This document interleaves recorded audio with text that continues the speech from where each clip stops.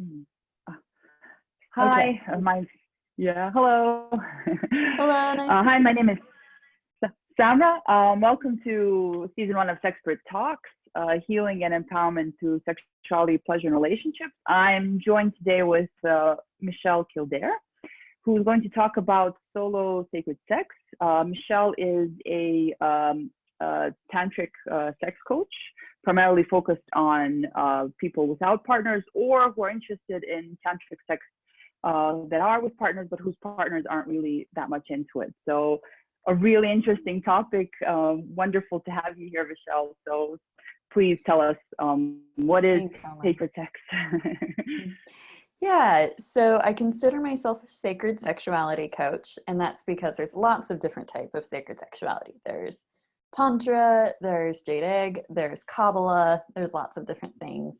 Um, so before I really dive into that, I just want to say that I do have my very snuggly kitty cat here on my lap. So if you see a little paw Yeah. come up, that's that's why.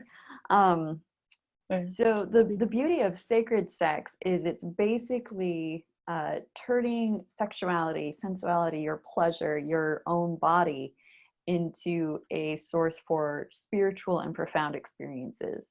I think of it like yoga or meditation, but a lot more fun.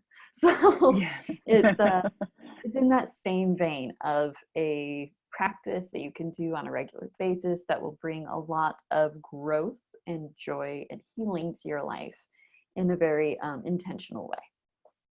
Oh, beautiful, amazing. So sex as a portal to your spirituality and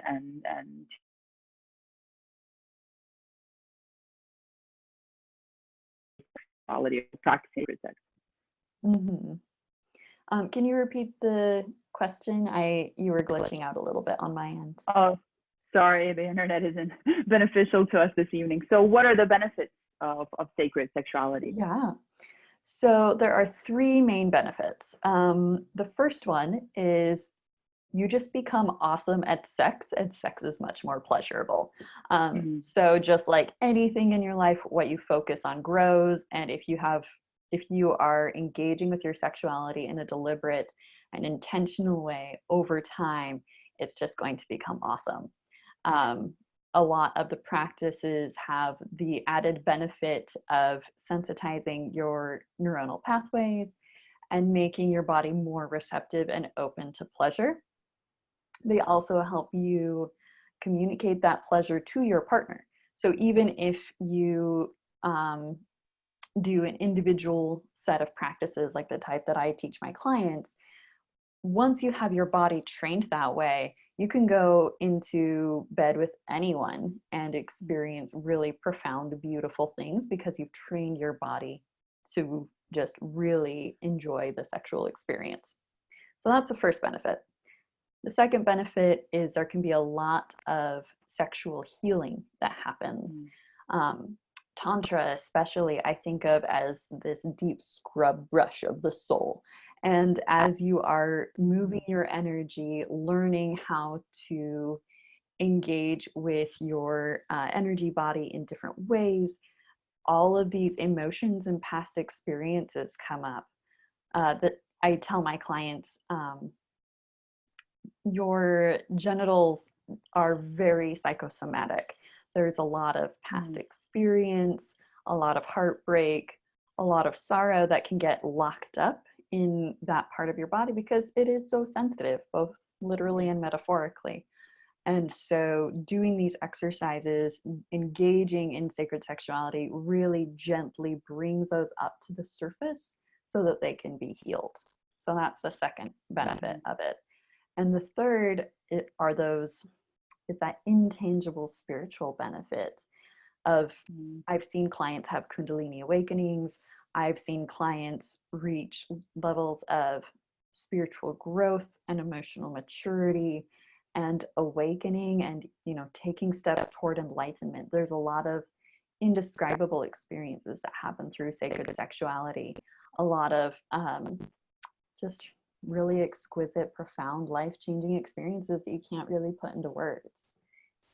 And so that for me, that's what I love about sacred sexuality. But you know, sexual healing and being awesome in the sack are great too. It helps. It has its benefits. Yeah, It helps. beautiful. Beautiful. That's amazing. So talking about the benefits of sacred sexuality. So um, when should someone practice sacred sexuality solo as opposed to practicing with a partner? What are the differences, and when does one have the benefit over the other? Mm-hmm. So sometimes there's a choice in this and sometimes there's not. So yeah. you know, if you, but in a situation where, let's say, someone does have a choice, they can choose to either do it alone or with a partner. I always say start with yourself first. It's kind of like training in the gym or learning how to do jump rope or any type of skill. It's a lot less awkward if you are just alone in your room trying something new by yourself. Then once you've mastered the skill, you know what to expect. Your body is a little bit trained. You have some of that muscle memory. Then if you want to, you can incorporate another person, and then you can either experience it together. You can kind of coach them through it. You can have independent experiences. So you are having a more sacred sexual experience and they're having a more standard sexual experience, and that's totally fine to have both of those in the same. And it's kind of like game day. So you've been doing all of this training and preparing in the solo sexuality, and then you can just let go and have fun in a paired context. As far as the results and the experience that you have, I've found that with solo sacred sex, it's much more about you and your connection with source or your connection with divinity. So it's more about, so it's more spiritual, it's more intense on that sacred realm. Whereas with a, sorry, cat's jumping off, there we go. With in a partnered context, it's more about seeing the divine in the other person and seeing the other person as a embodiment of the goddess or a god or the divine. And so it's much more about the relationship between the two people. So both are exquisite, both are beautiful, just kind of serve different purposes and lead to slightly different results. Beautiful. So what would you advise to someone? What's a rule of thumb when first trying out sacred sexuality? Yeah. So in general, sacred sexuality is a complex set of practices and it takes a lifetime to master, but a big chunk of it are wrapped up in these two things.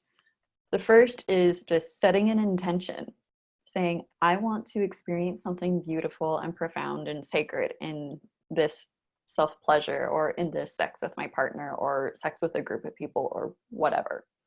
Just going in with that mindset of trying to find the divine, trying to see the spiritual in something will bring a different lens and will already put you in a different state of mind when you're engaging in that.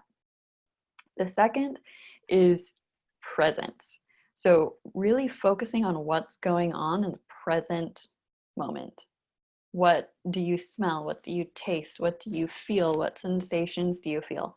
So between the intention to experience something divine and then staying really present, those two can lead to really profound experiences. As a lot of the spiritual teachers have said, presence is where God is.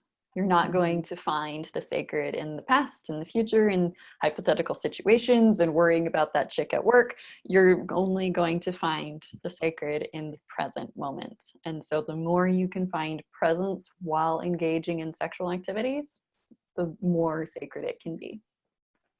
Beautiful. I love that so much. So the divinity or God is in the present. So because I guess a lot of people who aren't familiar with it, they think of sacred sex and they think about these very complicated positions and having had to do tons of meditation and yoga. But as you put it, it actually starts with some very simple. Some of the most profound sacred sex that I've had was in missionary position. Like, it's just all about your mindset. Yeah, beautiful. Oh, that's amazing. Beautiful. So, so what would you say is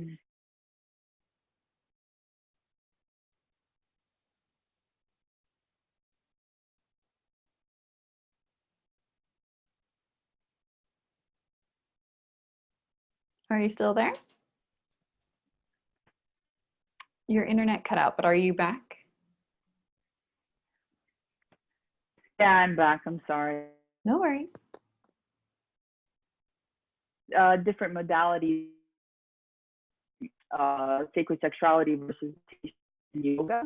So, what would be the differences between sacred sexuality and these other types of ways in which you can access your spirituality? Yeah, definitely. So the main difference is just it's more pleasurable. It's all about Yeah. pleasure and connection. And there's something really special that happens when you are intentional and focused on finding pleasure in your body and in your life around you.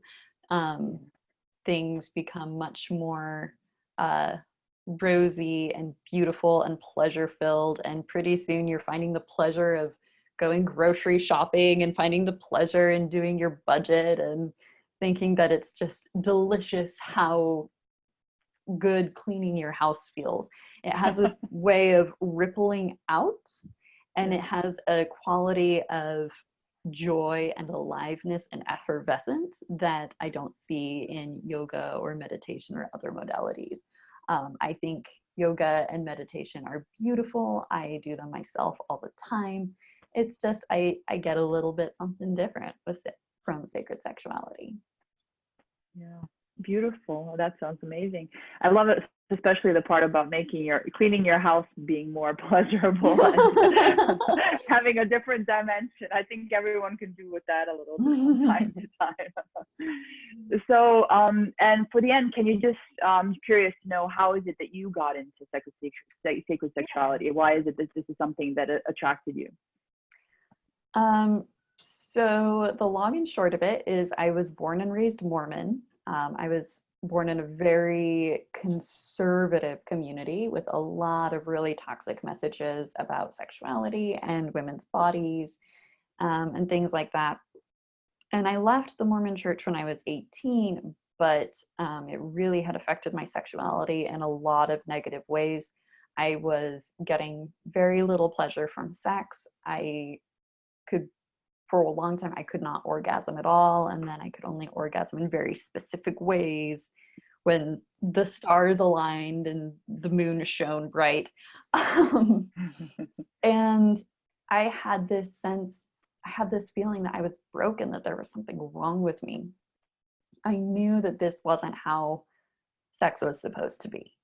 And so I, like any good millennial, I went to the internet and I started Googling. And after sorting through about 1,000 Cosmo sex tip articles, I finally found tantra and holistic sexuality and other sacred sexuality modalities within that. And they taught me how to meditate on the pleasure that I did feel and allow my body to feel the way that it needed to feel and find the divinity even within my quote unquote brokenness.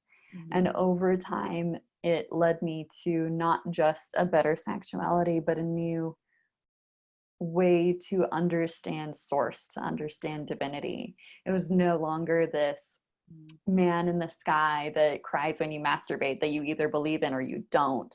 It became much more of an embodied understanding of something larger than I am that I cannot explain. And so it was just basically raised Mormon and stuff got weird and here I am. But it sounds as if it got more pleasurable and more Yes. purposeful, and that you found this purpose in your life. Beautiful. Oh, that's such an amazing story. That's beautiful. Thank you. So before we wrap up, is there anything else that you'd like to share, or to the people that are listening or viewing? The main thing that I would like to share is that tantra tantric sex is beautiful, but it's not the only modality out there. There are so many different faith paths, traditions, wisdom traditions that have an element of sexuality within them. In a lot of mainstream society, we just assume that all religion and all spirituality is completely devoid of sex. And that is just simply not true. The grand majority of even the world religions have quite a bit of wisdom around sexuality. So it's just right now, there is a lot of conservative rhetoric within the religious community. They're the voices that are speaking the loudest, but they're not the only ones. I've learned a lot about sacred sexuality, even from within the Christian tradition. So there's a lot to be found, and don't judge a book by its cover. So there's just a lot out there to explore, and Tantra is beautiful, but it's not the only one out there.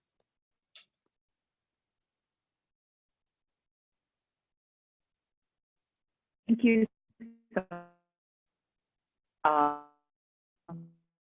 You find her website in the comment section below, and check out some of her offerings.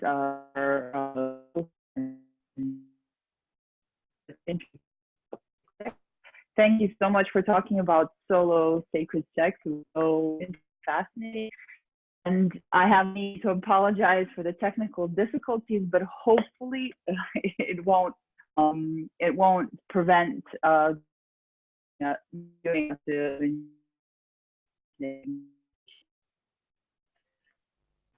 No worries. I'm sure it'll all work out. Thank you so much, Samra. Thank you. Bye-bye. Bye.